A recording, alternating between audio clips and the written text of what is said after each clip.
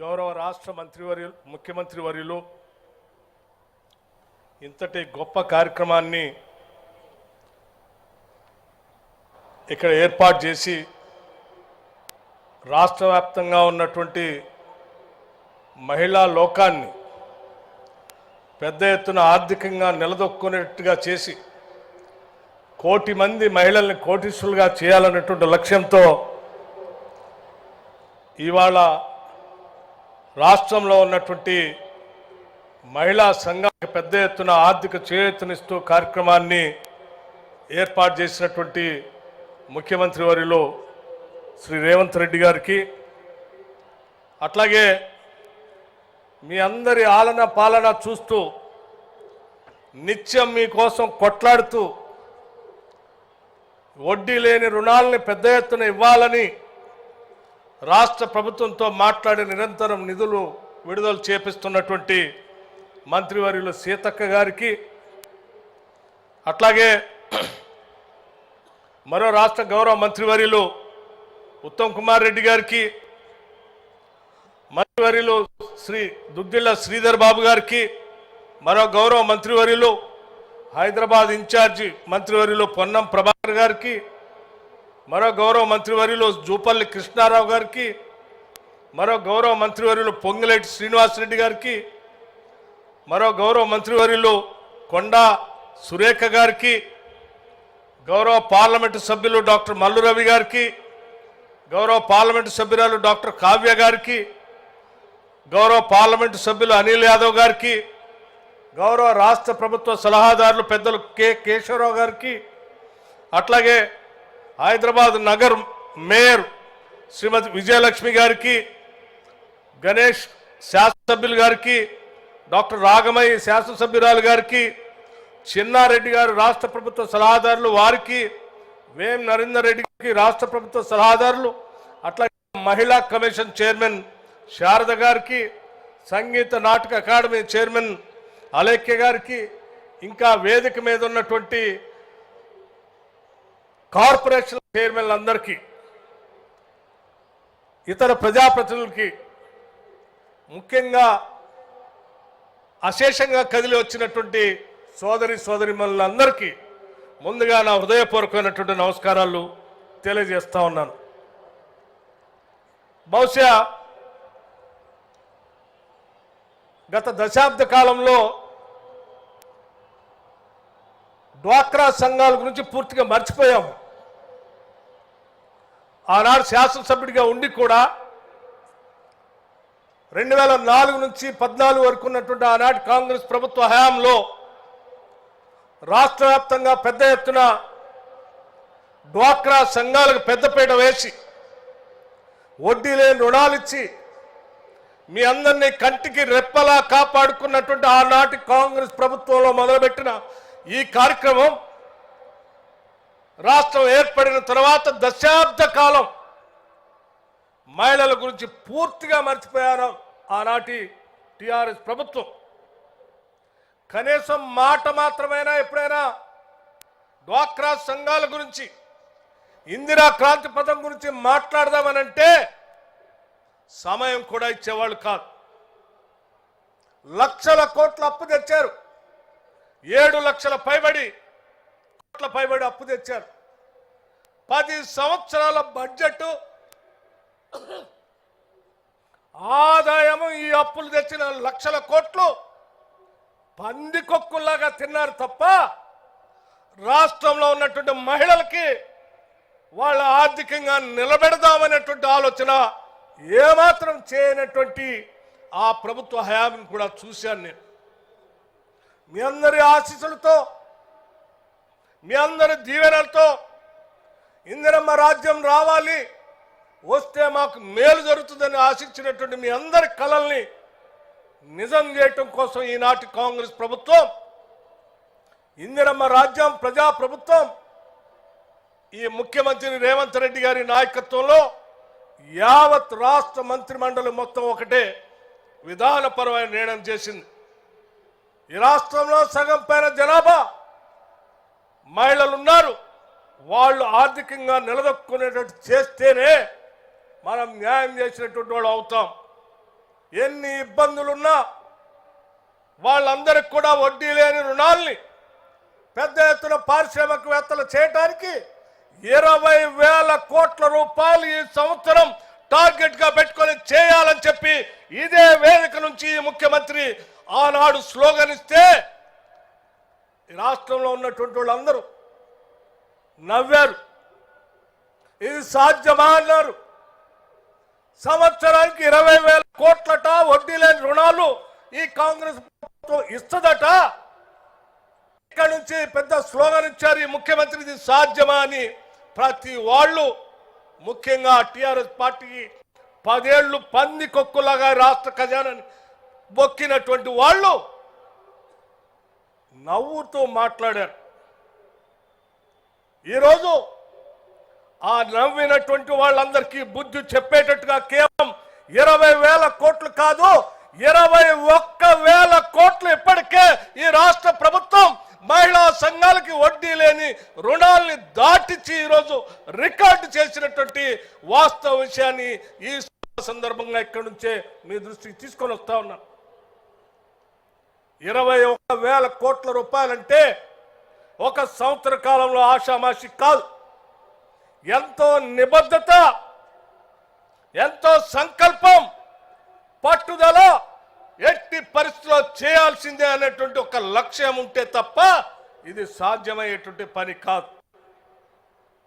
కేవలం వడ్డీ లేని రుణాలు ఇచ్చి వాళ్ళకేదో డబ్బులు ఇచ్చి వదిలేద్దామనంటే ఇచ్చిన డబ్బులు ఎక్కడ పెట్టుకుంటారో తెలియదు. వాళ్ళకు వ్యాపారాన్ని కూడా చూపించాలనేటువంటి ఆలోచనతో రాష్ట్ర వ్యాప్తంగా ఈరోజు పెద్ద ఎత్తున అనేక కార్యక్రమాలను ఈ రాష్ట్ర ప్రభుత్వం చేపట్టింది. మహిళలందరికీ ఉచితంగా బస్సులో ప్రయాణం చేయించడానికి ఓ పథకాన్ని ఇచ్చింది.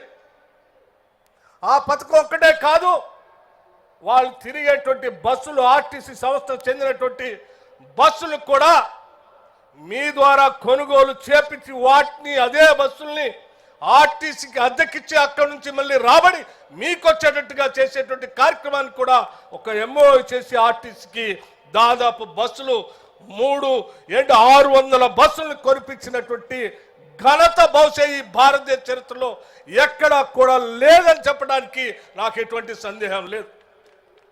600 బస్సులు గ్రామీణ ప్రాంతాల్లో రూపాయి పోగేసుకునేటువంటి మహిళలు ఈరోజు బస్సులకు యజమానులు అయ్యారు.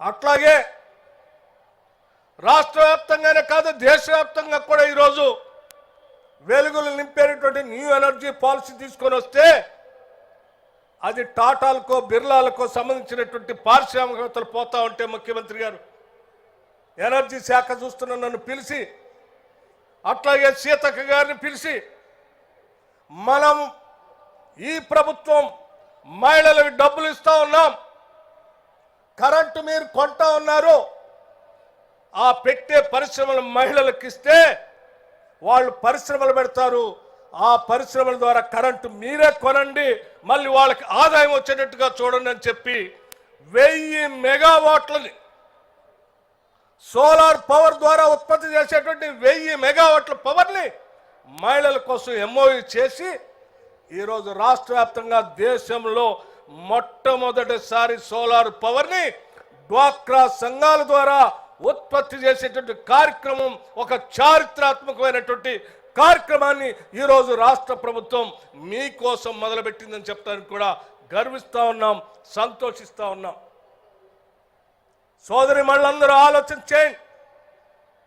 మీకు గ్రామీణ ప్రాంతాల్లో పిల్లలు చదివించుకోవడానికో, లేకపోతే ఇల్లు బాగు చేయించుకోవడానికో, లేకపోతే ఇంకో ఏదో చేయించుకోవడానికో వడ్డీకి 10 రూపాయలకో 7 రూపాయలకో అక్కడికో ఇక్కడికో పోయి వడ్డీలు తెచ్చుకొని ఆ వడ్డీలు కట్టలేక పేద మధ్యతరగతి కుటుంబాలకు సంబంధించినటువంటి మహిళలు బాధపడుతున్నటువంటి దృష్టాంతం నుంచి ఈరోజు మీకు వడ్డీ లేని రుణాలని ఈ రాష్ట్ర ప్రభుత్వం మీకోసం అండగా ఉంటుందని చెప్పి ఎవరు 10 రూపాయలకు వడ్డీ తెచ్చుకోవాల్సిన అవసరం లేదని చెప్పి ఆ వడ్డీని కూడా రాష్ట్ర ప్రభుత్వమే కడుతూ 21,000 కోట్ల రూపాయలని ఎన్ని లక్షల మంది మహిళలకు ఒప్పజెప్పి ఈరోజు రాష్ట్రంలో మహిళలు మీరే ఈ రాష్ట్ర ఆర్థిక అభివృద్ధికి పునాదులు కావాలని చెప్పి ఆలోచన చేసి ముందుకు పోతా ఉన్నాం. అంతేకాదు, మీరు వ్యాపారం ద్వారా ఉత్పత్తి చేసేటువంటి వ్యవస్థల్ని, సంస్థల్ని, వస్తువుల్ని కూడా అమ్ముకోవటానికి కావాల్సినటువంటి అత్యంత ఖరీదైనటువంటి ప్రాంతంలో ఒక బజార్ని మీకు ఏర్పాటు చేసి మాదాపూర్లో ప్రారంభోత్సవం చేసినటువంటి సంగతి కూడా మీకు తెలిసిందే. ఇలా చెప్పుకుంటూ పోతే అమ్మ పాఠశాలలు, ఆదర్శ పాఠశాలలు మీకే చెప్పాం. రాష్ట్ర వ్యాప్తంగా ప్రభుత్వ పాఠశాలలో చదువుతున్న పిల్లలకి మనం ఇచ్చేటువంటి యూనిఫామ్ సంబంధించిన ఆ బట్టలను కుట్టించే కార్యక్రమం కూడా మీకే చెప్పాం. ఎక్కడ ఏ చిన్న అవకాశం దొరికినా, ఏ ప్రభుత్వ కార్యాలయంలోనైనా క్యాంటీన్లు పెట్టించేటువంటి కార్యక్రమం ఉంటే కూడా ఆ కార్యక్రమం కూడా మీకే చెప్పాం. అంతిమంగా మా అందరి ఆలోచన ఒక్కటే, ఈ రాష్ట్రంలో మహిళ తలెత్తుకొని మహాలక్ష్మిలాగా ఎదగాలి, తిరగాలి, గౌరవంగా బతకాలనేదే ఏ ఇందిరమ్మ రాజ్యం యొక్క ఆలోచన, లక్ష్యం కూడా. ఇన్ని 7 లక్షల కోట్ల పైబడి అప్పులుంటే కూడా 21,000 కోట్ల రూపాయలు మేము వడ్డీ లేని రుణాలు ఇచ్చాము కదా. ఆనాటి ఆర్థిక శాఖ మంత్రిగా ఉన్నటువంటి హరీష్ రావు గారు బడతలాగా పెరిగాడు, కానీ 7 లక్షల కోట్ల రూపాయల్లో లేకపోతే 10 సంవత్సరాల బడ్జెట్ గురించి ఒక 10,000 కోట్ల రూపాయల మీ గురించి ఆలోచన చేసి వడ్డీ లేని రుణాలు ఏమన్నా ఇచ్చాడా? ఏమైంది ఆ రోజు? ఈరోజు మేము చేస్తూ ఉంటే మహిళల కోసం, పేదవాళ్ల కోసం, రైతుల కోసం, నిరుద్యోగ యువతి యువకుల కోసం, అనేక వర్గాలుగా ఉన్నటువంటి ప్రజల కోసం సంపాదించినటువంటి డబ్బుని పోగేసి రూపాయి ప్రజల కోసం ఖర్చు పెడతా ఉంటే ఈరోజు చూస్తూ ఉండలేక, అయ్యో రాష్ట్రం బాగుపడిపోతుంది, ఈ ప్రభుత్వం అంతా కూడా సంక్షేమ కార్యక్రమాలు చేస్తూ ఉంది, వీళ్ళన్నీ చేస్తే సమాజం మేల్కొని బాగుపడితే మా దగ్గర గులాంగిరి చేసేటువంటి వాళ్ళు ఎవరు మిగలరు కదా. అలా చేసే ఇందిరమ్మ రాజ్యం పైన ఏదో రకంగా బురద జల్లి ప్రజలకు ఏమి జరగకుండా చేస్తే బాగే అనేటువంటి ఒక కుట్రతో ఈరోజు అవాకులు చెవాకులు పేల్తా ఉన్నారు. లెక్కలతో సహా చెప్తాం, మేము కడుగుతాం, మీరు చేసింది ఏంటో కూడా. ఈరోజు ప్రతి పైసని లెక్కగట్టి ప్రజల కోసం ఖర్చు పెడతా ఉన్నాం మేము. ముఖ్యమంత్రి గారు, మా మంత్రి మండలి ప్రతి పైసా ఈరోజు సంక్షేమం కోసమే ఖర్చు పెట్టాలని చెప్పి పేద మధ్యతరగతి కుటుంబాలకు సంబంధించిన పేద పిల్లలు చదువుకోవటం కోసం ఒకటేసారి 58 ఇంటిగ్రేటెడ్ రెసిడెన్షియల్ స్కూల్స్ని ఒక కలంపోటుతో ఈరోజే జీవో ఇష్యూ చేశారు ఈ ముఖ్యమంత్రి గారు. ఒక్కొక్క రెసిడెన్షియల్ స్కూలు బహుశా మీరు కళలో కూడా ఊహించి ఉండరు. ఈ ఆనాటి టీఆర్ఎస్ ప్రభుత్వంలో చదువుకున్నటువంటి వాళ్ళందరూ అమెరికానో లేకపోతే అత్యంత విలాసవంతమైన పాఠశాలలో డబ్బులు కట్టి చదువుకున్నారు తప్ప పేద ప్రజల గురించి ఆలోచన చేయలే. 7 లక్షల కోట్ల అప్పు తెచ్చావు, ఏ ఒక్క రోజైనా ఒక ఇంటిగ్రేటెడ్ రెసిడెన్షియల్ స్కూల్ కట్టమని ఆలోచన చేశావా? 10 సంవత్సరాలు ఈ రాష్ట్ర రాబడి గురించి, పేద పిల్లలు చదువుకునేటువంటి కళాశాల గురించి, పాఠశాల నిర్మాణం గురించి ఆలోచన చేశావా? ఈరోజు చాకలి ఐలమ్మ గారి పేరు మీద, ఈ తెలంగాణ వీర వనిత పేరు మీద దాన్ని పెద్ద ఎత్తున అభివృద్ధి చేయాలని చెప్పి ఆనాడు ముఖ్యమంత్రి గారు ఆ మహిళా యూనివర్సిటీకి వీర వనిత చాకలి ఐలమ్మ అని నామకరణం చేయటమే కాకుండా ఆ కళాశాలలో పేద బడుగు బలహీన వర్గాలకు సంబంధించినటువంటి పిల్లలు చదువుకుంటారు, దానికోసం ఎంత ఖర్చు అయినా పర్వాలేదు 500 కోట్ల రూపాయలకైనా ఖర్చు పెడదామని చెప్పి వారు ప్రత్యేకంగా విజిట్ చేసి మరీ నాకు చెప్పి డబ్బులు రిలీజ్ చేయాలని చెప్పి ప్రత్యేకంగా రిలీజ్ చేపిస్తున్నటువంటి పరిస్థితి ఈరోజు నేను చాలా సంతోషిస్తా ఉన్నాను.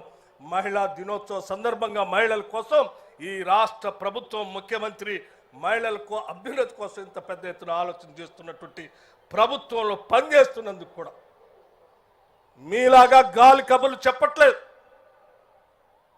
ఒక్కొక్క రెసిడెన్షియల్ స్కూల్ కట్టడానికి కనీసం ఒక్కటి కూడా మీరు కట్టలేని పరిస్థితిలో ఇవాళ 58 స్కూల్కి ఒకటే రోజు ఇవాళ జీవో ఇటమే కాదు, ప్రతి స్కూల్కి 30 కోట్ల రూపాయలు ముందే పార్క్ చేసి వాటికి నిధులు ఇబ్బంది లేకుండా ముందుకు పోయే కార్యక్రమాన్ని కూడా వారు ప్రత్యేకంగా పర్యవేక్షణ చేసి నిధులు రిలీజ్ చేస్తా ఉన్నారంటే ఇక్కడ ఉన్నటువంటి తల్లులు బిడ్డలు ఈ సమావేశంలో ప్రతి తల్లి బిడ్డ ఏదో ఒక రెసిడెన్షియల్ స్కూల్లో చదువుకునేటువంటి కార్యక్రమానికి ఈరోజు రాష్ట్ర ప్రభుత్వం నిధులు పెద్ద ఎత్తున ఖర్చు పెడతా ఉంది.